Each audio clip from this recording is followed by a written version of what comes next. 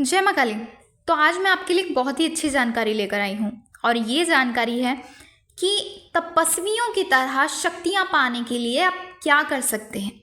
यानी आपने कई सारे ऐसे तपस्वी देखे होंगे, आपने साधक देखे होंगे और आप जब उनको देखते हैं या जब वो कार्य करते हैं या जब वो व्यक्तियों को ठीक करते हैं, समाज कल्याण के कार्यों को करते हैं, आपको परेशानियों में से निकालते हैं, तो ऐसे में आपके मन में भी ये प्रश्न उठता है कि ये व्यक्ति ऐसे क्या कार्य करते हैं, हम भी किस तरीके से इन्हीं की तरह शक्तियाँ प्राप्त कर सकते हैं या उन शक्तियों से हम समाज कल्याण के कार्यों को करवा सकते हैं। तो आज की इस वीडियो में मैं आपको यही बताऊंगी कि अगर आप भी इन्हीं व्यक्तियों की तरह, इन्हीं तपस्वियों की तरह, इन्हीं साधकों की तरह आप भी शक्तियाँ प्राप्त करना चाहते हैं तो आपको ऐसे क्या कार्य करने होंगे, किन कार्यों को करने के बाद आप इन्हीं की तरह शक्तियाँ प्राप्त कर सकते हैं। तो अगर आप भी इस बारे में जानना चाहते हैं तो वीडियो को एंड तक ज़रूर देखें और इसके साथ ही अगर आप हमारे चैनल पर नए हैं और हमारी वीडियो को पहली बार देख रहे हैं तो हमारे चैनल को सब्सक्राइब करना बिल्कुल भी ना भूलें और इसके साथ ही नोटिफिकेशन बेल को प्रेस करके ऑल पर ज़रूर क्लिक करें ताकि इस प्रकार की जानकारियाँ सबसे पहले आप तक पहुँचे। तो चलिए वीडियो को शुरू करते हैं। तो सबसे पहला जो कार्य आपको करना है वो है आपको मौन साधनाएं करनी होंगी। मौन यानी कि आपको चुप रहना होगा, आपको कम बोलना होगा, क्योंकि जब कोई देवीय शक्ति आपके पास आती है, शक्तियाँ आपके अंदर जागृत होती हैं, तो वो शक्तियाँ आपके अंदर होती है और आपको आपके अंदर से ही आदेश करती है। आपके दिल में वो उस बात का उत्तर देती है, आपके मन में वो उस बात का उत्तर देती है या आपके कानों के माध्यम से वो आपको बताती है। तो अगर ऐसे में आप बहुत ज़्यादा बोलते हैं या आप इधर उधर की बातें करते हैं तो ऐसे में जो वो देवी शक्ति आपको बताती है आप उसको ठीक तरीके से सुन नहीं पाते या समझ नहीं पाते। इसलिए एक साधक के लिए बहुत ज़्यादा ज़रूरी है कि वो कम बोले। और आपने देखा भी होगा कि जो ऐसे तपस्वी होते हैं, साधक होते हैं, ये बहुत कम बात करते हैं। और इसी के साथ इसका अगला कारण ये भी है कि जब आप मौन रहते हैं, कम बोलते हैं, तो ऐसे में जो आपकी आत्मा की शक्ति होती है वो बढ़ती है और जो देवीय ऊर्जा होती है वो आपको महसूस होना शुरू हो जाती है। तो इसीलिए अगर आप भी तपस्वियों की तरह या साधकों की तरह आप शक्तियाँ प्राप्त करना चाहते हैं तो आपको सबसे पहला कार्य यही करना है कि आपको कम बोलना है। अब उसके बाद अगला कार्य आपको ये करना है कि आपको हर रोज़ एक ही समय पर पूजा करनी है, अपना जाप करना है। और चाहे आप 5 मिनट के लिए ही आप जाप कर रहे हो, चाहे आप 1 घंटा जाप करते हो, चाहे आप 2 घंटा जाप करते हो, जितना भी समय आप जाप करते हैं, ऐसे में आपको एक ही समय पर जाप करना है।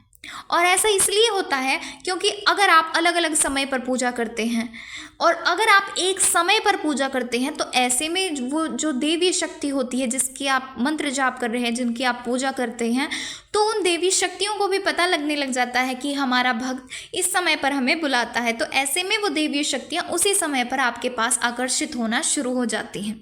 तो इसीलिए कोशिश करें कि किस समय पर आप पूजा पाठ करें, अपने मंत्रों का जाप करें। अब उसके बाद अगला जो कार्य है वो है कि आपको सात्विक भोजन करना है, आपको सात्विक जीवन शैली अपनानी है। क्योंकि अगर आप सात्विक भोजन खाते हैं तो ऐसे में आपका जो दिमाग होता है, आपकी जो आत्मा होती है वो एकदम शांत रहती है, आपको किसी भी तरीके का मानसिक तनाव नहीं होता। लेकिन अगर आप उल्टा सीधा भोजन खाते हैं, आप तामसिक भोजन खाते हैं, तो ऐसे में आपका मन बहुत ज़्यादा अशांत होता है, आपको बहुत ज़्यादा क्रोध आता है, आप अपने शारीरिक आपको कष्ट होना शुरू हो जाते हैं, आपका स्वास्थ्य ठीक नहीं रहता। तो इसीलिए कोशिश करें कि हमेशा सात्विक भोजन खाएं और सात्विक जीवन शैली को ही अपनाएं। क्योंकि जो साधक होते हैं या जो तपस्वी होते हैं, आपने उनको देखा होगा कि वो कभी भी अशुद्ध भोजन नहीं खाते या जो उल्टा सीधा खाना होता है वो नहीं खाते। तो इसलिए आपको भी उन्हीं की तरह भोजन खाना होगा। अब इसके बाद अगला जो सबसे ज़्यादा ज़रूरी कार्य है वो है कि आपको सबसे पहले अपने इष्ट तय करने होंगे कि वास्तविकता में आपके इष्ट है कौन। क्योंकि भगवान तो काफ़ी सारे होते हैं और ऐसा तो नहीं है कि आप केवल एक ही भगवान की पूजा करते हो। आपके घर के मंदिर में भी काफ़ी सारे देवी देवताओं की प्रतिमा होंगी, काफ़ी सारे देवी देवताओं की तस्वीरें होंगी, या आप काफ़ी सारे देवी देवताओं के दीपक जलाते हैं, भोग देते हैं, सभी के आप मंदिर जाते हैं।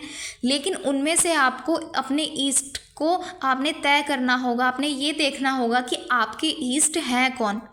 और जब आपको पता लग जाए कि जो आपके ईष्ट है, फिर आपको उन्हीं के ऊपर आपको पूर्ण समर्पण कर देना है।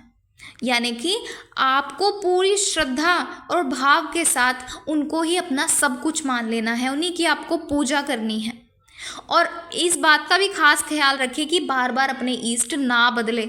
यानी मान लीजिए आज आप माँ काली की पूजा कर रहे हैं, आप माँ काली के भक्त बन रहे हैं, और कल को आप देख लेते हैं कि सामने वाला व्यक्ति तो माँ दुर्गा की पूजा कर रहा है और माँ दुर्गा तो उसको इतना सब कुछ दे रही है, तो क्यों ना मैं भी माँ दुर्गा की पूजा करूँ। तो आपको कभी भी इस तरीके से नहीं करना है।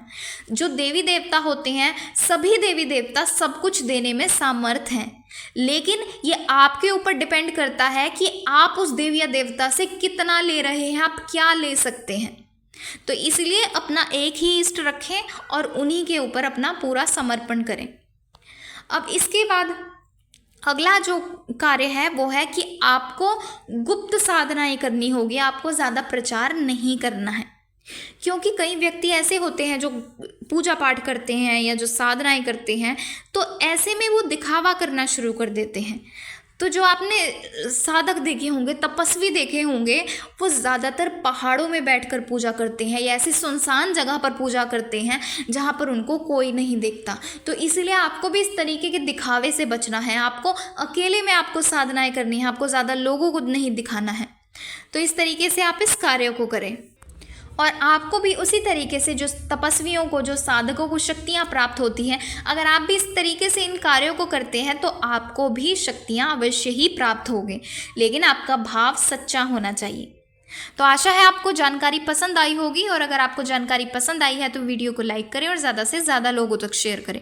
और इसके साथ ही अगर आप हमारे चैनल पर नए हैं और हमारी वीडियो को पहली बार देख रहे हैं तो हमारे चैनल को सब्सक्राइब करना बिल्कुल भी ना भूलें, और इसके साथ ही नोटिफिकेशन बेल को प्रेस करके ऑल पर ज़रूर क्लिक करें ताकि इस प्रकार की जानकारियाँ सबसे पहले आप तक पहुँचें। तो चलिए मिलते हैं अगले वीडियो में कुछ नई जानकारी के साथ। जय मां काली।